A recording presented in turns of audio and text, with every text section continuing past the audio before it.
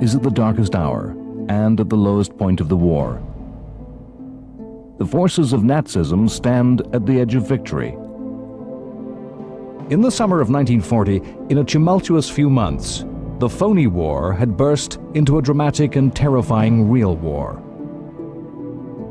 After a disastrous campaign in Norway, British Prime Minister Neville Chamberlain, the architect of 1930s appeasement, the man who had sacrificed Czechoslovakia at Munich, had lost the faith of British people in Parliament and had dramatically fallen from power. He was replaced by Winston Churchill. Churchill famously came to power offering the British people nothing but blood, sweat, and tears. The spring and early summer of 1940 had brought the British people nothing but bad news. The British armed forces and their allies nothing but defeat after crushing defeat. The continent of Europe had fallen rapidly before the blitzkrieg of the Panzer armies. Holland, Belgium, and France had all surrendered in the space of weeks. The French were nationally humiliated as the Wehrmacht marched down the Champs-Élysées. With the entire British army in France nearly encircled, their backs to the sea, a mysterious moment of indecision by Hitler had saved 1/3 British and French soldiers evacuated from the beaches of Dunkirk by an armada of small boats and ships. In Britain, the country and the people awaited invasion by the Nazi armies. The south coast of England was turned into a fortified camp. The home guard of old men and boys was hastily recruited and stood waiting with desperately improvised weapons. The very structure and fabric of the country was broken up to fuel the war effort, to build planes, tanks, and ships. The population awaited the ringing of church bells, which would be the signal that the invasion had begun. Fear, rumor, and paranoia infested the British people as spies and infiltration were seen everywhere. Elsewhere, the world seemed to be turning its back on Britain and her empire. The Soviet Union had extinguished the independence of the Baltic states, content that Hitler had given the Soviet system a free rein in the East. Fascist Italy had joined the war. The Rome-Berlin axis was now a military as well as a political alliance. The United States remained steadfast and resolute in its neutrality. Churchill promised Britain's enemies that they would be fought on the beaches, that Britain would never surrender.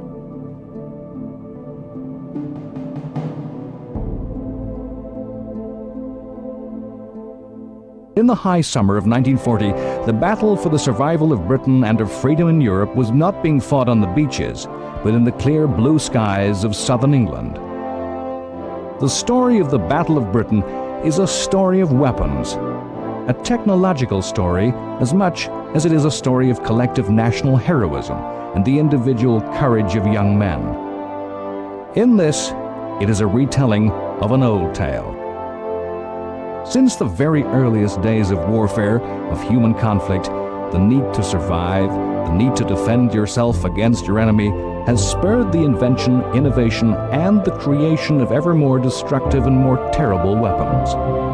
And the weapon that hits harder, faster, or further has always been countered by either an even more powerful weapon or by a better defense, better armor, a better shield, better ways to hide. To understand the Battle of Britain, we must look back before the war, when military thinkers all over the world were theorizing about future conflicts. At the turn of the century, it can be hard to realize that the invention of powered flight is an event that exists still within living memory. That flight of Wilbur and Orville Wright was only in 1903.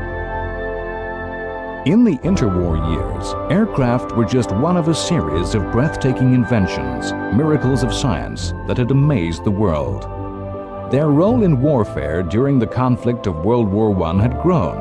In 1914, the flying machines were consigned to reconnaissance, to acting as spotters and spies. By 1918, the war had pushed the technology forward, and specialized aircraft, war machines, bombers, and fighters had developed. The Great War had seen the first strategic bombings of civilian and industrial targets. ordinary people far from the front, where armies struggled, experienced the terror of aerial attack.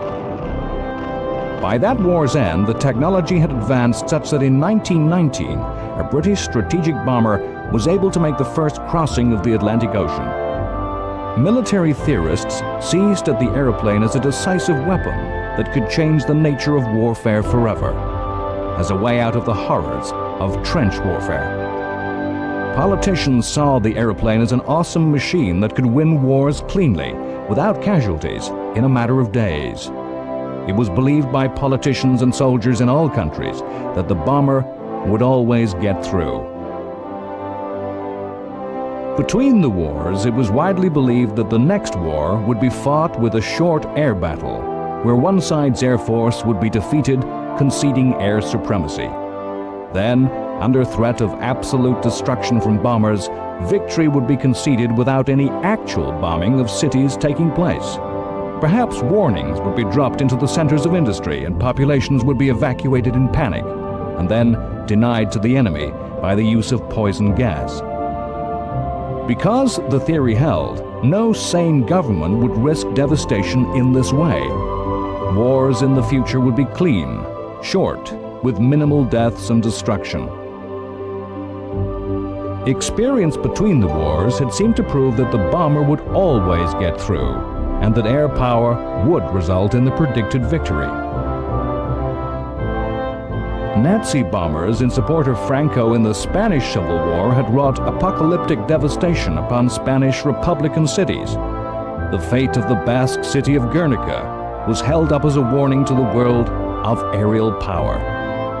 The British Royal Air Force had ruthlessly used bombing to economically and painlessly, without British casualties, police the wilder parts of the British Empire, bombing the villages of rebellious tribes in Arabia and Afghanistan, sparing the cost and the risk of British ground troops. During the 1930s, the Italian Air Force had used aircraft and poison gas to subdue the forces of Emperor Haile Selassie in Ethiopia. Of course, these easy successes were an illusion. The Spanish Republican government had no air force, no air defense system that could deal with what were state-of-the-art German aircraft. Guernica was a soft, undefended target. The tribespeople that the Royal Air Force intimidated had no air defense, no shelters, and no fighters. The RAF even had the luxury of marking gigantic figures and directions on the surface to aid navigation. The Ethiopian society that Italy attacked was medieval in its structure and technology.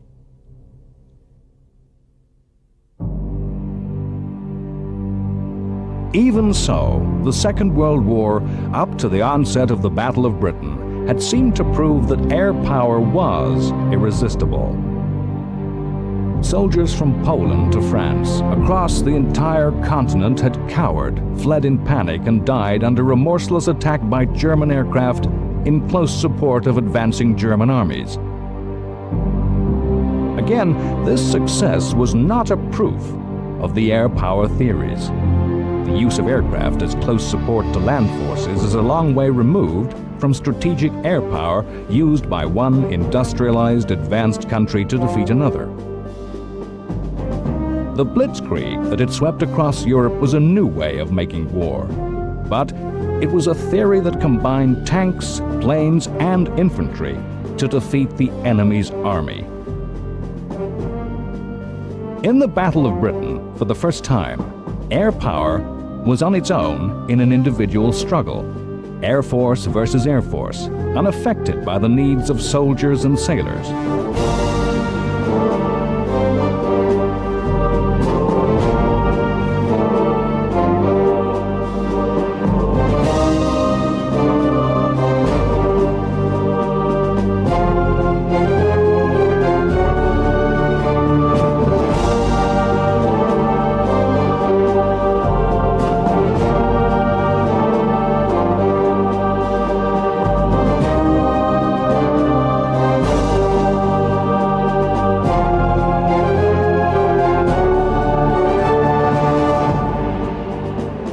History likes to assign dates to the start and end of events. Rarely are events seen at the time so clearly. The Battle of Britain began at the instant that the Battle of France ended. All through July of 1940 there were skirmishes between fighters, minor raids as the two air forces fenced, feeling for their enemies' weaknesses. Hitler named August 13th as Eagle Day, when the main assault was to begin. Hitler's Führer Directive 17 ordered the Luftwaffe to overpower the English Air Force with all the forces at its command in the shortest possible time to attack the flying units, ground installations and supply organizations and the aircraft industry. The objective of the German Air Force on Eagle Day was simple: to destroy the British Royal Air Force completely. Then the Luftwaffe would be able to attack at will, striking anywhere, anytime. It would have air supremacy. With air supremacy, the British Navy would be powerless to prevent the German Army's proposed river crossing of the English Channel. Operation Sea Lion, the invasion and conquest of the British Isles, would begin. All over northern France and the Low Countries, the Luftwaffe gathered all its strength. The ancient Chinese philosopher of war, Sun Tzu, held that every battle is won or lost before it is fought. That every factor determining the outcome of a conflict is already in place, in the men, in the weapons, in the geography, in the minds and the plans of the commanders. In that summer of 1940, as the two air forces prepared to fight, each had their strengths and weaknesses. The RAF was small, numbering little more than 600 fighters. The British bomber force was to be irrelevant in the battle. But the fighter planes were the twin legends of the war, the Spitfire and the Hurricane. The Hurricane was a devastating attacker of the German bombers. Its armament and its design caused heavy losses to the Luftwaffe forces. Once the pilot had the enemy in his sights, the Hurricane made kills easily and quickly. The Hurricane was a dependable, strong aircraft that made its pilots feel safe. Its body was sturdy, and the plane could resist punishment and damage and get the man home. The Spitfire was undoubtedly the most beautiful aircraft. The smooth lines came from the natural needs of aerodynamics and were made possible by advanced revolutionary technology. The Spitfire, by far the faster and most agile. Its flying qualities meant Spitfires were the planes of choice to engage the opposing German fighters. A myth of the war was that the Spitfire won the Battle of Britain for the RAF. The truth was that Hurricanes were far more numerous and shot down many more German aircraft. Hurricanes were far easier and cheaper to build, and the better destroyers of bombers. The two aircraft together were to be the twin nemesis of the Luftwaffe.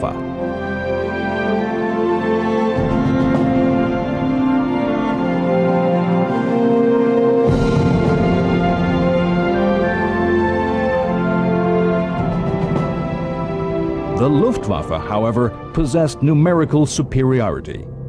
A huge force of bombers, more than 1,000 aircraft strong, built to three designs: the Heinkel 111, the Dornier 17, and the Ju-88.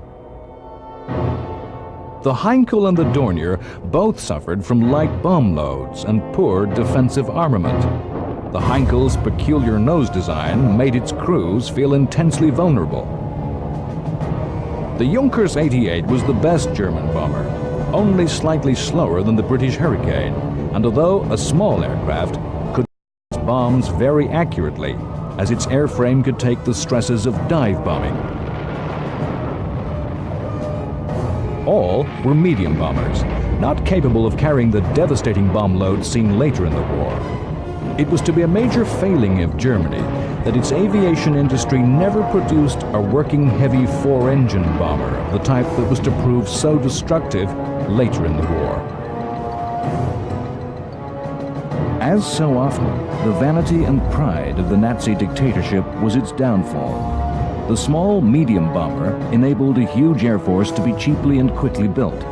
Masses of the medium-sized planes were more impressive as they flew over the Nuremberg rallies. In addition to the 3 medium bombers, there were 300 Stuka dive bombers, their distinctive wing shape the result of a design capable of near-vertical dives that enabled a light bomb load to be delivered with deadly accuracy. They were slow and clumsy planes in normal flight, and while these aircraft had terrified soldiers on the ground, they were yet to be tested in an Air Force-to-Air Force battle.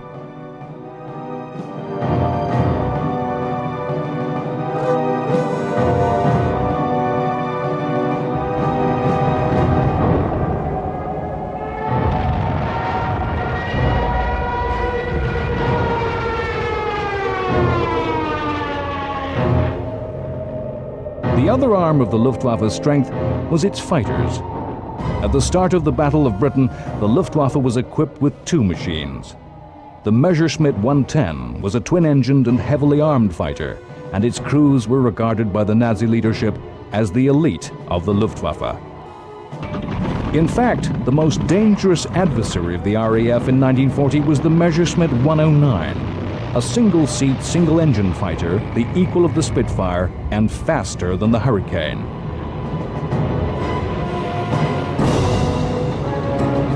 The angular lines of the 109 made it less naturally agile than the Spitfire, but the heart of the aircraft, its engine, gave the German plane its own advantages in air combat. Evenly matched in speed and armament, for as long as the war is remembered, the argument will be which was the best, whether Spitfire or Me-109 was the superior fighter.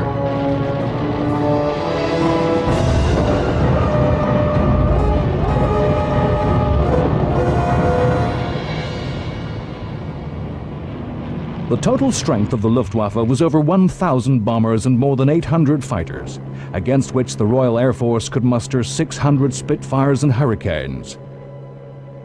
There was far more to the technology of the Battle of Britain than simple statistics of bomb load and rate of climb, of top speed, turning circle, and weight and rate of fire.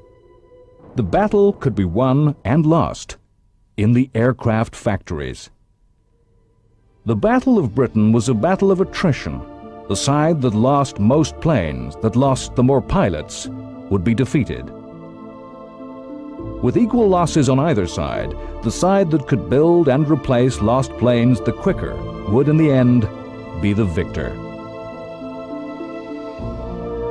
A fact of history is that in the summer of 1940, the British factories could easily outproduce the Germans. 500 Spitfires and Hurricanes could leave the production line every month. The German figure was less than half that. Attrition of machines and attrition of pilots. The most advanced aircraft in the world is a sword of cardboard if no pilot can be found to fly and fight with the aircraft. Fighters like the 109 and the Spitfire were demanding planes to fly, needing skilled pilots. The Spitfire's speed, agility, and responsiveness to control would terrify the beginner. In this, the Germans had the edge. Huge numbers of conscripted young men passed through the Luftwaffe in the 1930s, and Germany could call on 10,000 qualified pilots. In comparison, Britain had just over 1,000 young men, scraped together from amateurs, university flying clubs, and the remnants of the Polish and the Czech air forces. The RAF could train only 50 new pilots a week. Yet, the technology of the battle had another dimension. Radar. The story of radar is a classic example of how human inventiveness makes connections. In between the wars, a serious question was asked of British aircraft research. Could radio waves be used as death rays, stalling the engines of enemy aircraft or boiling the blood of pilots, both of which were thought theoretically possible? The scientific reply was that radio waves could not be made strong enough to do such things, they would just bounce off. But a connection was made. Flying aircraft were causing problem interference with transmitters of the BBC, and the idea of radar was born. Between the wars, finding and tracking incoming attacking aircraft was thought an impossibility, and was central to the belief that the bomber would always get through. The use of radar was to give the RAF the crucial advantage in the Battle of Britain. It would be wrong to suppose that Britain alone had radar. In 1940, all major countries had radar programs, but British work was the most advanced. Most importantly, Britain understood what the new technology meant, had worked out how to use radar, how to process the information, and use the intelligence gathered to control and direct fighters towards incoming bombers. Britain was the only country which, at the outbreak of war, had built a complete network of radar stations. Germany did not realize the value and importance of the technology.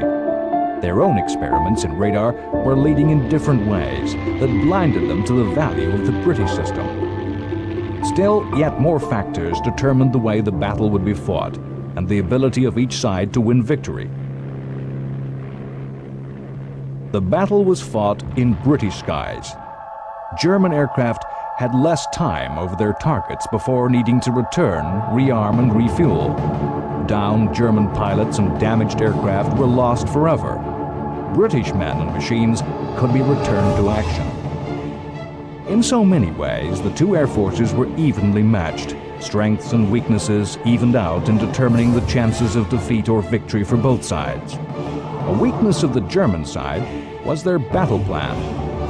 Even though they knew their clear goal was the destruction of the RAF, Germany's leaders had no clear idea as to how to achieve that aim. The course of events in the skies of Britain in the weeks of the campaign against the RAF were marked by abandonment and changes of plan, improvisation and bad intelligence, bad guesswork, that seen with the standpoint of history brought ultimate German failure. Overall, the Germans believed that if they could bring the RAF fighter force to a decisive battle, they would destroy the fighters and the invasion could begin. Luftwaffe leader Göring called it the knockout punch. Hitler even hoped that once the RAF was destroyed, Britain would see sense, capitulate without the need for invasion. The Battle of Britain divides into a number of phases. In the first phase, on Eagle Day, the Luftwaffe attacked a wide variety of targets, some airfields, the naval dockyards at Portsmouth, shipping in the English Channel, some radar stations, aircraft factories, and so on. The aim? To rain blows everywhere, to provoke the RAF into a fight. The RAF held its own in this first phase, and crucially, the radar stations were not systematically attacked again after that first day. German intelligence did not realize how effective the British system was. The result was that the attacking forces were always met by British fighters. The skies of southern Britain were full of aircraft. The newsreel showed proud home guards standing over downed aircraft in the fields.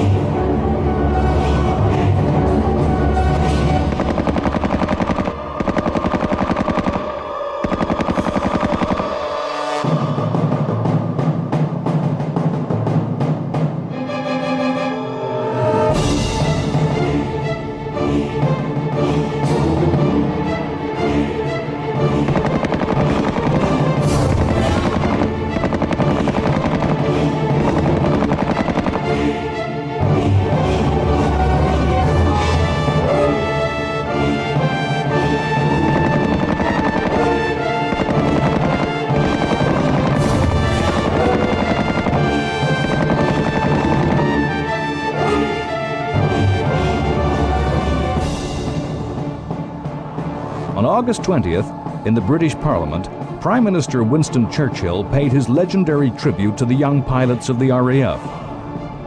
Never, in the field of human conflict, was so much owed by so many to so few. The few, and that was the point. The pilots of the RAF were few in number. Although Britain was managing to replace the losses of aircraft, the pilots were growing ever smaller in number. After 2 weeks, the courage of the pilots and the technology of the planes and radar meant that the expected result was not happening. The RAF was still in the air. From August 24th, a new tactic emerged. Impatient for success, the Luftwaffe focused solely on attacking the RAF's airfields. The Nazi thinking was that the RAF surely would have to rise in its entire strength to defend itself and its own capability to fight. The attacks were made by small groups of bombers accompanied by large formations of fighters. With this strategy, the Luftwaffe began to slowly gain the upper hand. At some bases, the ground crew, without which the RAF could not fly, were in mutiny, refusing to come out of shelters. For the first time, the rate of destruction of RAF planes was overtaking the rate at which new fighters could be built. In early September, the situation was at breaking point for Britain. On September 7th, this strategy, which was winning, was dropped. The Germans suddenly mounted mass daylight raids on London. Impatience that victory was slow in coming caused the change. Again, the idea was to provoke the RAF into a mass defense of the capital and bring about decisive defeat. The Germans abandoned all subtlety of tactics, of feints and diversionary raids, and simply threw all their strength in mass attacks, in increasingly desperate attempts to provoke a big final battle. In fact, they presented the RAF with ever larger and easier targets of bombers. If you look for a reason, it is in intelligence. Both sides had inaccurate estimates of the other's strength. The Germans had underestimated the RAF strength at the start of the battle, and they never had an idea of the true level of the RAF strength. They were unaware of how bad things were for the British. They were seeing their own strength destroyed with no effect. Had the Germans known the true position, they would surely have persevered with attacks on the RAF's bases, with who knows what effect on the course of the history of the world. The change of targeting by the Germans initially caught Britain's air defense system off balance and wrought sorrowful destruction. On September 7th, only 92 anti-aircraft guns defended the capital. Even though their number was rapidly increased, those barrages were mostly useless, only driving attackers to higher altitudes from where the same weight of bombs fell.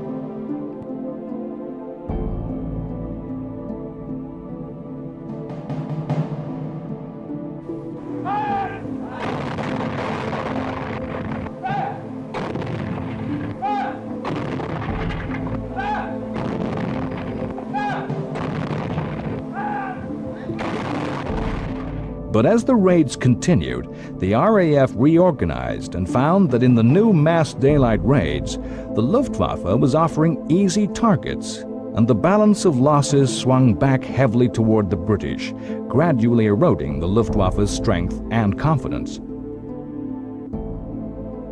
The logical thing for Hitler to do, the sensible thing, if you like, was to stick with their plan to continue the strategy that was slowly degrading the RAF's capability. Destroying British bases, destroying British planes. The Battle of Britain was a war of numbers. Each day the Luftwaffe and the RAF claimed to have won the day. Each exaggerated their own victories and minimized their losses. The ability of each side to tell fact from fiction, to know what was really happening, was a crucial factor in determining the outcome of the battle. The failure of nerve, the decision to end attacks directly against the opposing air force, was a turning point of the war.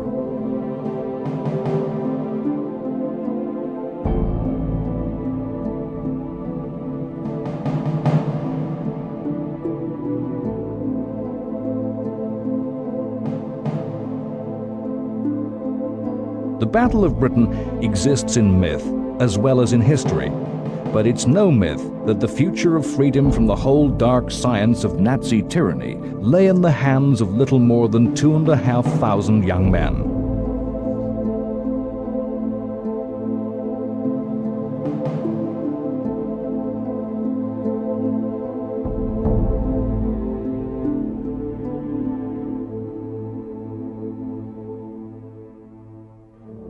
History likes to assign clear dates to the start and end of events. In fact, the real happenings tend to be far more blurred. Throughout early September, the mass daylight attacks on London continued with heavy German losses. Hitler realized the RAF could not be defeated. The invasion of Britain could not happen. The raids on London gradually turned from daylight to night, the object no longer the destruction of the RAF, but of London. The big plan, the strategy for defeating Britain, different. While the big picture was that Germany had suffered a major defeat, had failed to take victory on offer, this might not seem the case for the citizens of London. The Blitz was yet another test of the theory that air power alone could win a war. Win by breaking the will to resist of a population, by inflicting terror and exhaustion. Once again, the most carefully argued of peacetime theories as to how the next war would be won was put to the test of actual war, and the course of events was to confound the best thought-out plans. In the first phase of the Blitz, bombers came every night. Indiscriminate, vaguely aimed attacks were made on the docks on the East End. After the heavy losses of the Battle of Britain, the Blitz was a happy time for the Luftwaffe, with German losses of only 1% of sorties flown. The British defenses, for all the roar of anti-aircraft artillery and the ranks of barrage balloons, were impotent. The guns were told to fire indiscriminately for the benefit of civilian morale. Indeed, it is legendary how the British people showed that bombing does not break the will to resist, and in many cases stiffened resolve.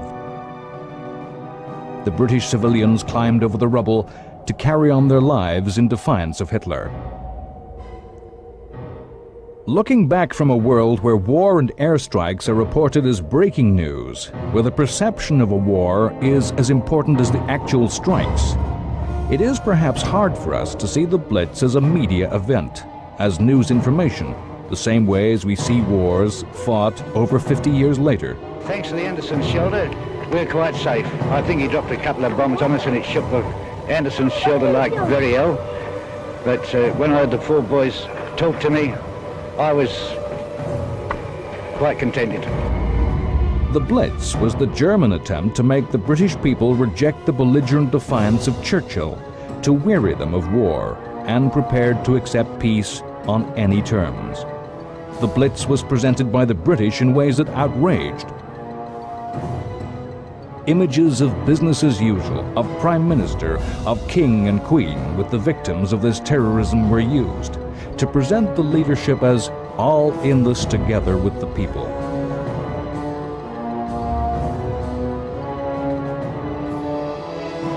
The pictures of ordinary innocent civilians made homeless, turned into refugees in their own country, was used in a drip feed of propaganda to turn US public opinion against the Nazis. The truth of the Blitz, as with all truth, is more complex than the fiction. In some places, civilians did flee the cities of Britain in panic. Some people did loot from bomb wreckage. Churchill was not always greeted with cheers. The British Communist Party tried to stir agitation, that workers were being allowed to die through lack of air raid shelters. We live in a world where politicians are too often led by public opinion polls. Polls are not new. It's a simple fact that in secret Gallup polls taken by the British government throughout the Blitz, 80% of the population believed in ultimate British victory. With the Battle of Britain a failure, and his main enemies still defiant, though bloodied, what now was Hitler's plan? What now could be his strategy for victory? On October 12th, Hitler cancelled Operation Sea Lion, the invasion of Britain, and a new German strategy was unfolded. Rather than deliver a knockout blow, Hitler now chose to pound around at the edges to wear Britain out. Pressure on Britain would be increased by attacks on ever more fronts, stretching both Britain's resources and the will to continue. The incessant pressure of the Blitz would stretch the nerves. Diplomacy would be used to add to Britain's enemies, inducing more and more countries by either threat or the offer of the spoils of victory to come over to the Axis. In late October of 1940, Hitler met with two men he thought could be an aid to this plan. In Spanish dictator Francisco Franco, he sought an ally who would assist his strategy by seizing the British base at Gibraltar, and so closing the Mediterranean to British use, increasing the pressure on North Africa and Egypt. In return, Spain was offered the reward of France's North African colonies. Many historians call Franco a fascist. That he refused to be involved with the war and kept Spain neutral reveals a fascinating dimension to his character. Showing him not a revolutionary politician with a set of beliefs like Hitler, but rather a simple conservative, shrewd and ruthlessly realistic who thought only of his and his country's interests. Hitler was to say of his meeting with Franco, "I would rather have 3 or 4 teeth extracted than go through that again." Hitler met Vichy French leader Pétain and again offered the bribe of colonies. The French territory promised to Spain would be replaced with former British territories. In return, Vichy France had to enter the war on the German side. Pétain showed some of his old stubbornness and refused to become further involved. Already in mid-September, as part of this new strategy of encirclement and a widening of the war, Italy had attacked Britain in Egypt. Italian forces based in Libya, which was then an Italian colony, had invaded Egypt, which was a British protectorate ruled as part of the British Empire. An ancient country, significant in world history millennia before, was once more a player on the center stage of world events. This was not part of Mussolini's usual posturing, a vainglorious move to make his fascist state look like a new Roman Empire. There was a clear, focused, strategic goal for this attack. The purpose was to cut off British supplies of oil from the Middle East and Arabian states, from Iraq and Iran, then all under British domination, if not direct rule. Without these supplies of oil, Britain would simply lose the war. The invasion of Egypt would cut the Suez Canal, an actual and symbolic link to Britain's worldwide empire.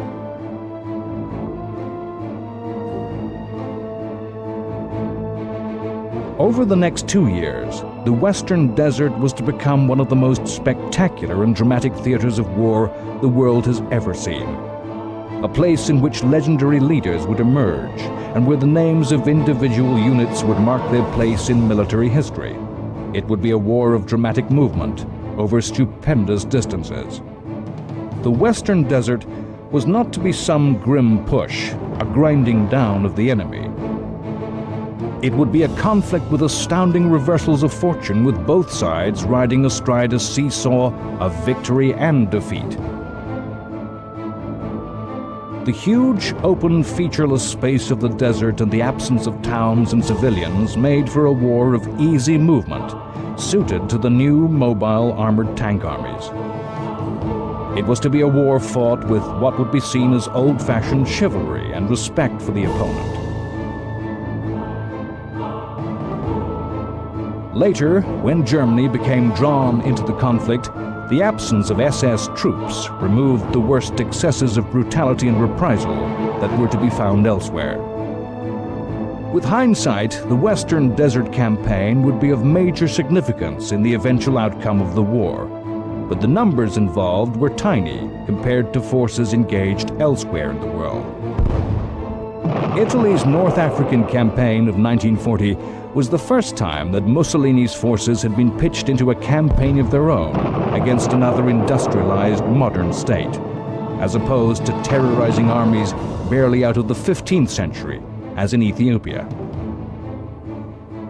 The invasion of Egypt was the first where Italian generals had had to plan a campaign, rather than ride to victory on the backs of others, as they had when Italy belatedly joined the invasion of France. Mussolini's fascist state had proudly boasted that it had created a new, powerful, modern armed force, a military might that would rival and surpass that of ancient Rome. The history of World War II shows that these armies were not successors of the legions, and Mussolini was no Caesar Augustus. The truth was that although vastly expanded in number, with splendid uniforms, and no more or less brave than most soldiers of the time, Italy's troops were poorly equipped. What good modern weapons the country possessed were spread so thinly as to be useless. The body of men 230,000 strong that attacked Egypt was more of a 19th century force than a modern mobile armored army. The Italians slowly attacked, moved inside the Egyptian border, and after 3 days halted, waiting for more supplies to catch up. If the aim of Italy's Egyptian attack was in part to deny Britain oil, the Axis made moves of its own to ensure security of supply. In October, German forces moved into Romania, a move made to guarantee the Axis the only source of oil in the European mainland. This was not an invasion. Romania was a dictatorship and already sympathetic to the Nazis. In Europe, the war continued to spread to more and more European nations.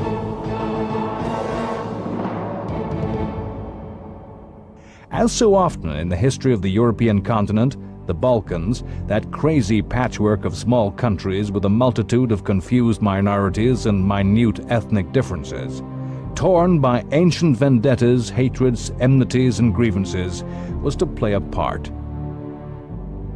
A small Balkan conflict began, which was to be part of a far greater significance in the big picture of the history of the war. On October 28th, Italy invaded Greece, basing its attack from the neighboring territory of Albania, which Italy had occupied since April 1939. This was a war with little purpose other than the pride, vanity, and ego of Mussolini. To create a new Roman Empire, to avenge the loss of the tiny Ionian island of Corfu to Greece in 1923, and to show Hitler that Italy was not to be the junior party to the Axis.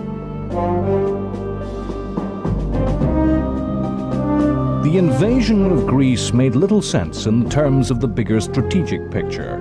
The invasion was to widen the war in a way that hindered Axis plans. Hitler looked toward a historical destiny of an eventual titanic struggle with Stalin's Soviet Communist Russia, a war he saw central to the future of civilization.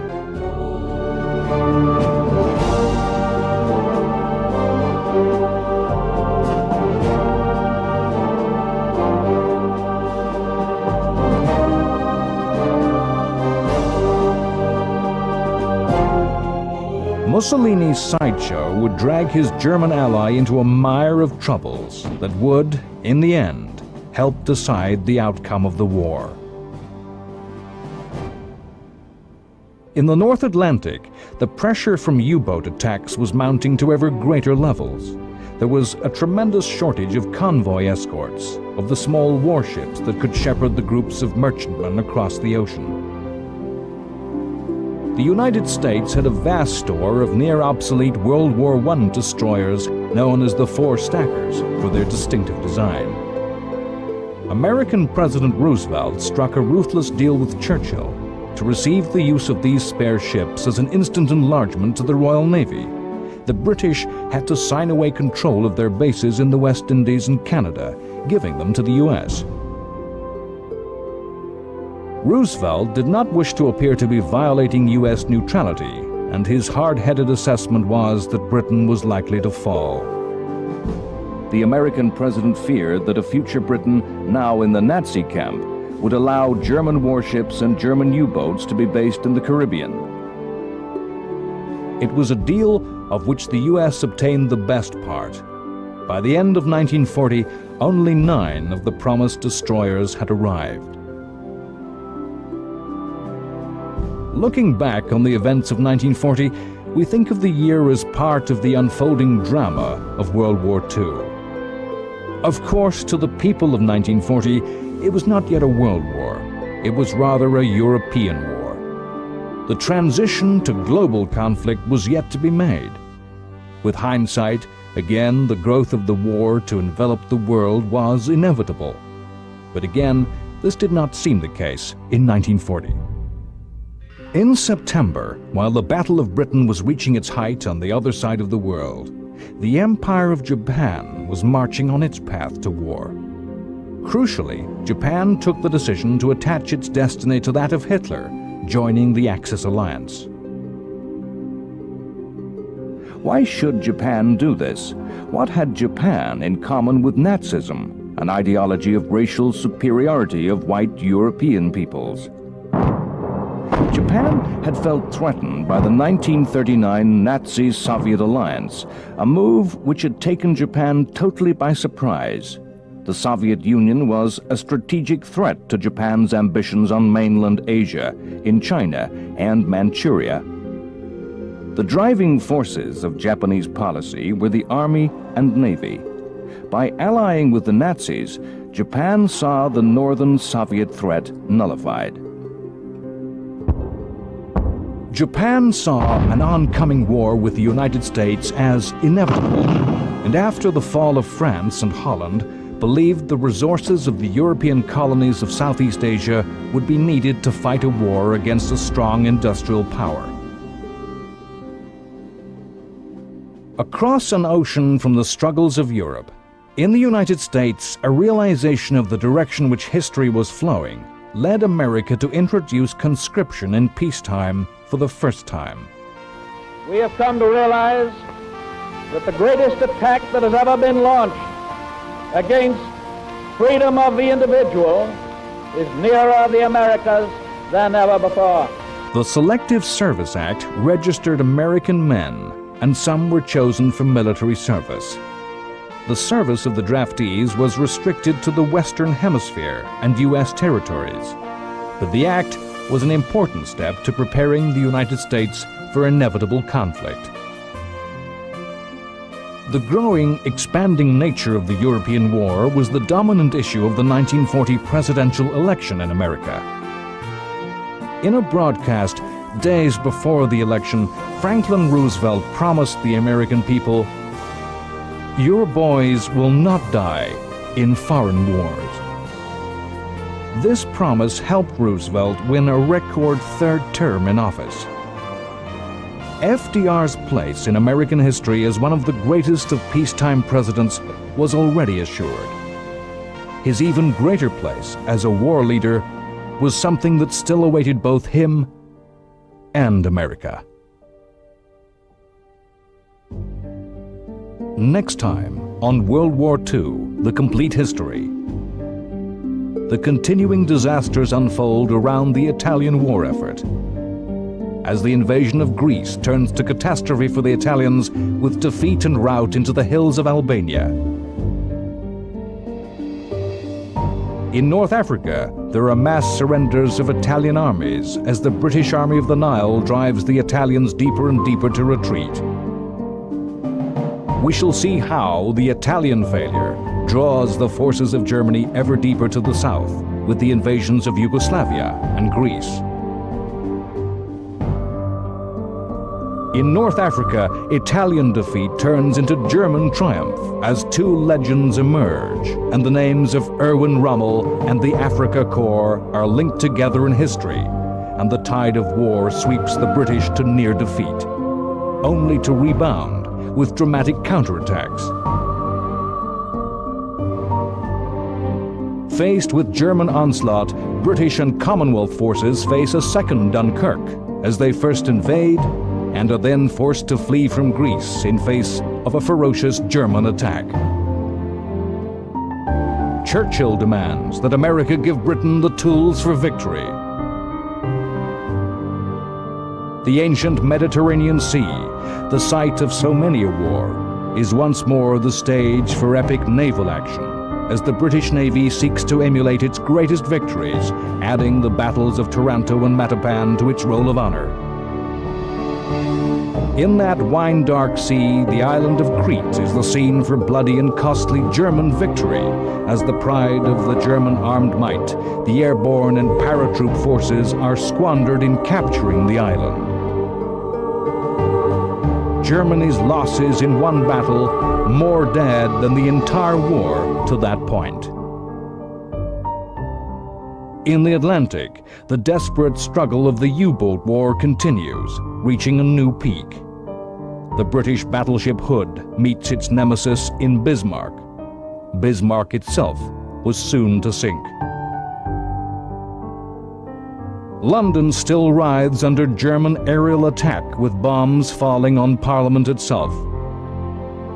Rudolf Hess, Hitler's deputy and trusted aide, makes his mysterious flight to Britain, bringing a personal offer of peace.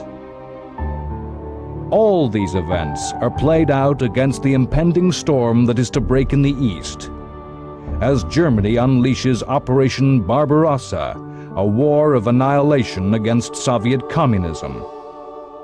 Barbarossa, the invasion of Russia.